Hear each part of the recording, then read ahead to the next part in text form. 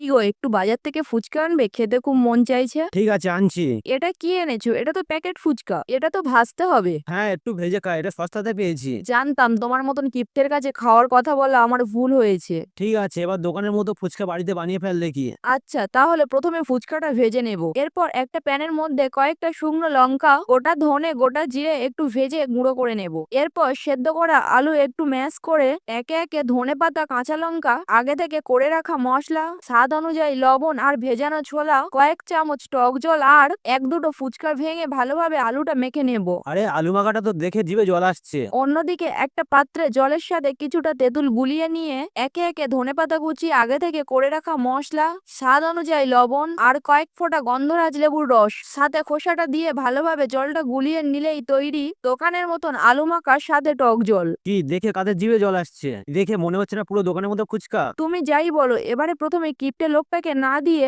আমি নিজেই আগে টেস্ট করে দেখলাম খেতে কেমন হয়েছে। সত্যি বলতে খেতে হয়েছে পুরো দোকানের মতন অসাধারণ। আর আমাদের ভিডিও যদি ভালো লেগে থাকে তাহলে চ্যানেলটা ফলো এবং সাবস্ক্রাইব করে